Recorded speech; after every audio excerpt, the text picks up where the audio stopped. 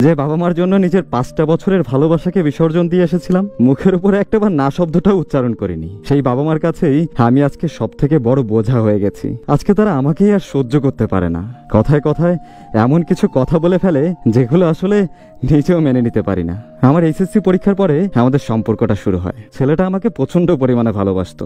অতিরিক্ত ভালোবাসা আসলে সবার কপালে সয় না, আর এজন্যই হয়তো এত ভালোবাসা আমার কপালে আজীবনের জন্য থাকলো না। সম্পর্কের 1 বছরের পরেই আমার সম্পর্কের কথাটা আমার বাসার সবাই জেনে যায়। প্রায় সময় আমাকে অনেক বেশি কথা বলতো। সবকিছু সহ্য করেও অপেক্ষায় ছিলাম যে একটা দিন আমার পরিবার সবকিছু মেনে নিবে, কিন্তু সেই দিনটা না কখনোই আর আসলো না। সম্পর্কের এই 5টা বছরে আমি 1000 বার বা তার থেকেও বেশি আমার পরিবারকে মানানোর চেষ্টা করছি, কিন্তু কোনো কিছুতেই তাদের রাজি করাতে পারিনি। তাদের কাছে তার সন্তানের থেকে আসলে কোন জিনিসটা যে সব থেকে বেশি মূল্যবান ছিল এটা না আমি নিজেও জানি না। প্রিয় মানুষটার সম্পর্কে বলতে গেলে আসলে শেষ হবে না। শুধুই তার 5টা বছর একটা মানুষের সাথে থাকা যায় না যদি সে ভালোই না হয় বা মনের মতোই না হয়। তাকে নিয়ে অভিযোগ করার মতো কিছুই নেই। সে তার জায়গা থেকে সবটুকু দিয়ে চেষ্টা করছে যাতে আমরা দুজন একসাথে থাকতে পারি।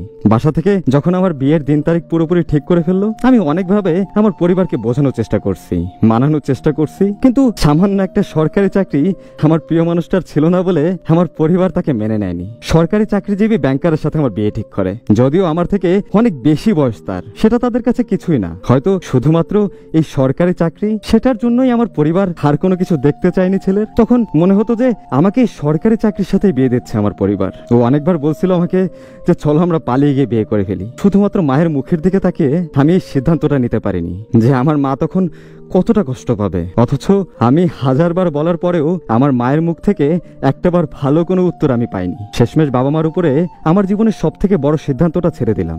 অনেকবার ভেবেছি যে ওর সামনে গিয়ে সবকিছু খুলে বলবো, কিন্তু সেই সাহসটুকু আমার হয়নি। বিয়ের 2 দিন আগে ওকে ফোন করে বললাম, জানি আমাকে কখনোই ভুলতে পারবা না, কিন্তু আজকে আমি নিরুপায়। মনে করে নিও আমি তোমাকে ঠকাইছি।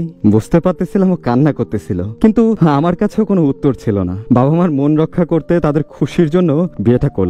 বিয়ের কিছুদিন যেতে না যেতেই অযথাই আমার শ্বশুরবাড়ির সবাই আমাকে অনেক অপমান আর অনেক অত্যাচার করতো। সবকিছুই সহ্য করে নিতাম। মাস 6 যেতে না যেতে আমার স্বামীও অত্যাচার শুরু করে দিল।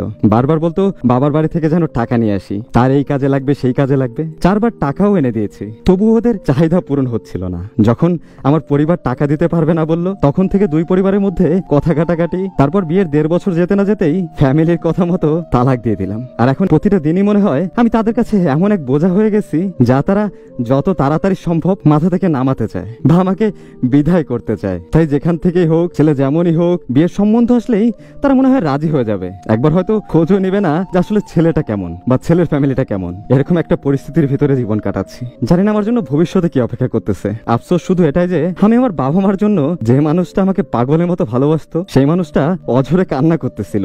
তবুও আমি তার কাছে যাইনি। আমি ওর সাথে যা করছি ভুলটা আমারই ছিল। আমিও ওকে ঠকাইছি।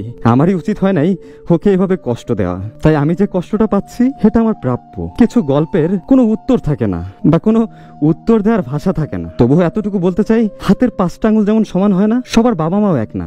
বাবা মার একটা সিদ্ধান্ত, আর সেই সিদ্ধান্তটা সন্তানের আজীবন বয়ে বেড়াতে হয়। তাই বাবা মার উদ্দেশ্যে শুধু একটা কথাই বলবো, সে যাতে ভালো থাকে সেরকম একটা মানুষের কাছেই আপনার সন্তানটাকে দিন। না হলে আপনার সন্তানটাই আজীবন কষ্ট ভোগ করবে, শুধুমাত্র আপনার একটা ভুল সিদ্ধান্তের জন্য।